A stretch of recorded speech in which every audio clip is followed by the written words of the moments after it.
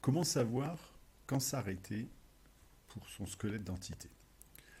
En fait, il faut pouvoir se dire deux choses. La première, quand je regarde ce squelette, je suis sûr que tout est 100% juste. Pour ça, ça veut dire que je dois être capable de regarder les entités deux par deux et juste de poser la question et d'y répondre. Est-ce que pour une entité, j'ai bien qu'une seule sous-entité? Donc ici, pour une statue, est-ce que j'ai bien qu'une seule ville d'origine?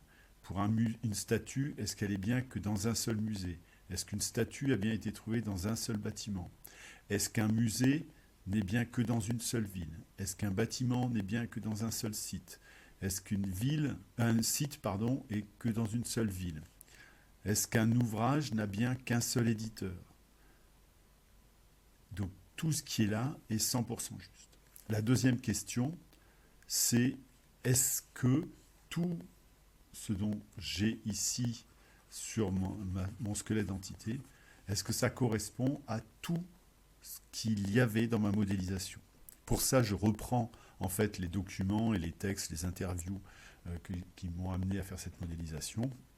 Et je vérifie que toutes les informations dont on parle sont bien dans ce squelette-là.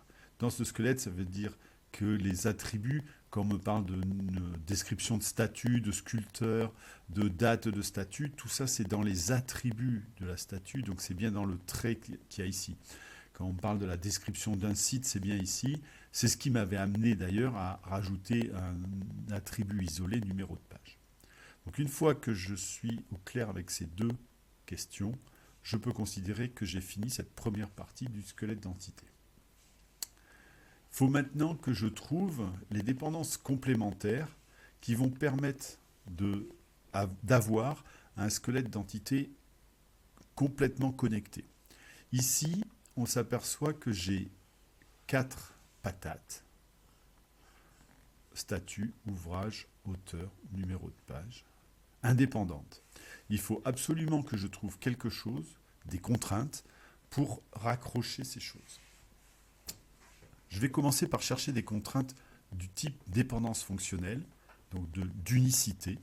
Alors bien évidemment, elles ne seront pas avec une entité détermine une autre entité, puisque si, par exemple, statut déterminait ouvrage, j'aurais ouvrage qui serait une sous-entité de statut, qui serait ici.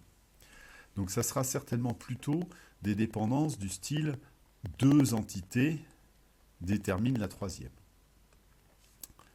Pour ça, je cherche un petit peu et dans les explications qu'on m'a données sur la modélisation, il faut que je refasse le tour de tout ce qui était caractérisé par des articles définis du style un, une, le ou la. Puisque du moment que je vois un, une, le ou la, il s'agit d'un élément unique pour quelque chose. En relisant, je m'aperçois que quand on m'a parlé du numéro de page, on m'a dit que pour un ouvrage, on retenait le numéro de page où il y avait les informations les plus importantes pour une statue. Donc c'est bien le numéro de page. À un moment donné, on a un seul numéro de page. Il faut que j'arrive à savoir ce qui détermine le numéro de page. Pour ça, pour un ouvrage donné, on retient un numéro de page où il y a les informations sur une statue. Donc en fait, la dépendance qu'il me faut trouver ici, c'est numéro d'ouvrage, virgule, numéro de statue, détermine numéro de page. Quand je connais un livre et une page, je ne retiendrai qu'un seul numéro de page, c'est celui où il y a les informations les plus importantes. Cette dépendance fonctionnelle me permet de raccrocher les trois ensembles, statut, ouvrage et numéro de page. Alors, c'est possible que je ne la trouve pas et que je ne trouve aucune dépendance fonctionnelle qui me permette de raccrocher mes ensembles. À ce moment-là, je cherche les dépendances multivaluées et en espérant que quand je trouverai, par exemple, que je vais essayer des dépendances multivaluées, uniquement sur ces 4 éléments-là, que sur statut, ouvrage, auteur, numéro de page, puisque c'est ces éléments-là que je veux raccrocher les uns aux autres. Donc, je vais essayer des choses du style, est-ce qu'une statue multidétermine des ouvrages? Alors, une statue multidétermine des ouvrages, est-ce que ça va être indépendant des numéros de page? On va s'apercevoir peut-être que ce ne sera pas indépendant. Alors, comment peut-on vérifier l'indépendance des choses?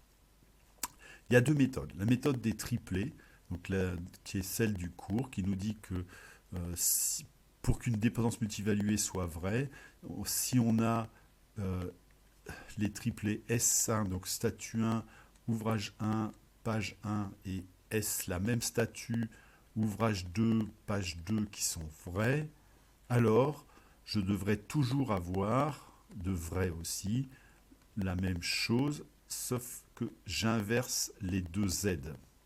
Ici, il s'agit de X multidétermine Y indépendamment de Z. Donc j'inverse les 2 Z, ça me donne S1 au 2 P1. Donc est-ce que quand ces 2 lignes-là sont vraies, est-ce que ces 2-là sont toujours vraies? La difficulté, c'est d'arriver à lire une ligne. Mais si ces éléments sont sur la même ligne, ça veut dire que c'est quelque chose de vrai dans ma base de données, quelque chose qui existe. En fait, la statue 1 apparaît bien dans l'ouvrage 1 à la page P1. Et c'est à la page P1 qu'on a les informations les plus importantes sur sa statue. La même statue apparaît aussi dans l'ouvrage O2 et c'est à la page P2 qu'on a les informations les plus importantes. Donc si ça c'est vrai, est-ce que ces 2 lignes-là seront toujours vraies? La statue S1 apparaît dans l'ouvrage O1, oui ça c'est vrai, et c'est à la page P2 qu'on a les informations les plus importantes. Non, ça c'est pas vrai, on avait dit que c'était P1 et il n'y a qu'une seule page où apparaissent les informations les plus importantes. Donc en fait, ces 2 lignes-là ne sont pas toujours vraies, donc la multivaluée est fausse. Quand on tombe sur quelque chose comme ça, on peut imaginer qu'une solution pour s'en sortir, c'est de prendre l'attribut qui nous embête et de le placer dans le X ou dans le Y. Donc ici, par exemple, on pourrait dire qu'un numéro de statut multidétermine un ouvrage et un numéro de page et essayer de vérifier si c'est indépendant. Il nous reste à vérifier l'indépendance par rapport à hauteur, si c'est indépendant par rapport à hauteur. L'autre... alors, celle-là est un peu particulière. Je vous rappelle qu'on en avait trouvé une dépendance fonctionnelle. En fait, en réfléchissant sur la véracité de cette multivaluée, donc de statut multidéterminé ouvrage, il faut espérer qu'on ait une étincelle et qu'on s'aperçoive qu'il s'agit bien d'une seule page. Et donc, si c'est une seule, ça veut dire que c'est plutôt une dépendance fonctionnelle qu'une dépendance multivaluée. Donc, je vais me remarquer numéro de statut, numéro d'ouvrage détermine un numéro de page. Je vais marquer cette dépendance fonctionnelle et essayer de réfléchir à trouver une dépendance multi-évaluée pour raccrocher le dernier ensemble qui est indépendant, qui est auteur. On pourrait par exemple dire qu'un auteur multidétermine des ouvrages. Alors, au passage, les multi-évalués, comme les dépendances fonctionnelles, c'est une histoire d'entité. Donc, il faut bien marquer d'attributs, pardon. Et il faut bien marquer les attributs. Ici, j'ai l'attribut auteur, multidétermine-t-il l'attribut numéro d'ouvrage. En fait, on va s'apercevoir très vite que ça va être faux par rapport à tous les attributs qui dépendent d'ouvrage. Donc, en fait, tous les attributs qui sont dans cet ensemble. Parce que si je teste par rapport à titre d'ouvrage, par exemple, est-ce que le fait qu'un auteur puisse écrire plusieurs ouvrages, c'est indépendant du titre d'ouvrage? Quand je vais écrire mes petits triplés, au 1, titre 1, le même avec un deuxième livre, titre 2, est-ce que je peux inverser les 2 Z? Est-ce que le livre 1 a aussi le titre 2 et le livre 2 a aussi le titre 1? Bien sûr que non. Un ouvrage n'a qu'un seul titre. On ne peut pas inverser les titres. En fait, ça va être faux, ça va être dépendant de tous les attributs qui dépendent du Y. C'est pour ça qu'on a une façon d'écrire les multivalués de cette manière. On va dire que c'est l'auteur multidétermine numéro d'ouvrage et tous les attributs déterminés par numéro d'ouvrage. En fait, on remarque aussi que tous les attributs qui dépendent d'auteur sont indépendants, ne mettent pas en péril l'indépendance de ma multivaluée. Puisque quand je vais écrire mes triplés, auteur 1, ouvrage 1, le nom de l'auteur par exemple, de l'auteur 1, le même auteur, ouvrage 2, nom de l'auteur, là je ne peux pas mettre 2 puisque comme c'est le même auteur, obligatoirement il a le même nom, donc je suis obligé de mettre N1. Et est-ce que je peux inverser les Z? Ben oui, ça fera c'est les deux mêmes valeurs, ça fera les deux mêmes tuples. Donc tous les attributs qui dépendent d'auteur ne vont pas m'empêcher la multivaluée d'être indépendante. Je ne les recopie pas pour autant, je ne les mets pas pour autant dans le X avec des points de suspension. Je les laisse dans le Z. Mais par contre, on s'aperçoit maintenant que les dépendances multivaluées, même si c'est avec des attributs qu'il faut les écrire, c'est une histoire d'entité. Donc je ne m'intéresse qu'aux entités dans les dépendances multivaluées. Pour continuer à trouver la dépendance d'une multivalue, on peut continuer avec les petits triplés. C'est une méthode qui est assez efficace, mais un peu longue. Donc je vous propose une nouvelle méthode. Et cette méthode consiste à essayer de finir la phrase en allant le plus vite possible sur le Y. Donc si on veut savoir, par exemple, si les auteurs peuvent avoir écrit plusieurs ouvrages indépendamment des numéros de page, je vais essayer de finir ma phrase des numéros de page qui, et si le plus vite possible sur le Y, si j'arrive à revenir directement sur le Y, c'est dépendant, et c'est faux donc. Et si je suis obligé de passer par le X pour revenir sur le Y, c'est indépendant, et c'est donc vrai. Est-ce que le fait qu'un auteur puisse avoir écrit plusieurs ouvrages, c'est indépendant des numéros de pages qu'on retient dans les ouvrages, ou des numéros de pages qu'a écrit l'auteur dans ses ouvrages?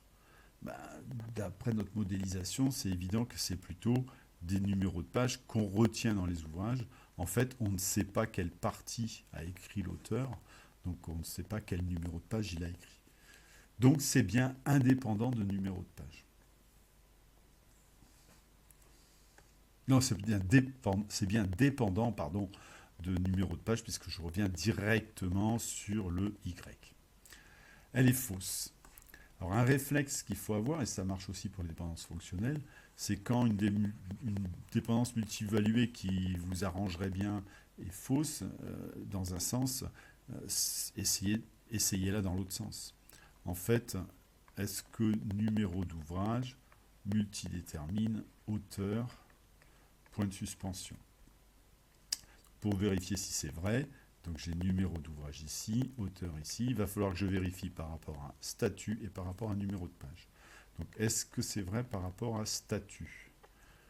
Le fait qu'un ouvrage puisse être écrit par plusieurs auteurs, est-ce que c'est indépendant des statuts sur lesquels a écrit ces auteurs ou des statuts qui apparaissent dans les livres qui ont été coécrits par ces auteurs? Et cette fois-ci, c'est bien les statuts qui apparaissent dans les livres coécrits par ces auteurs.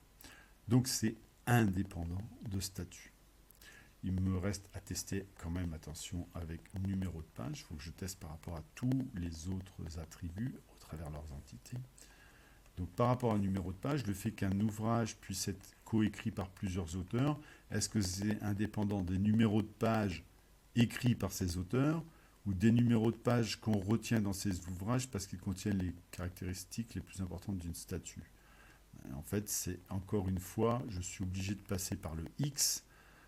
Donc en fait, ça me prouve bien l'indépendance de numéro de page. Donc j'ai montré que c'était indépendant de numéro de page, j'ai montré que c'était indépendant de statut. Je n'ai plus rien à tester. On peut dire que la multivaluée donc numéro d'ouvrage, multidétermine auteur, point de suspension, est vrai.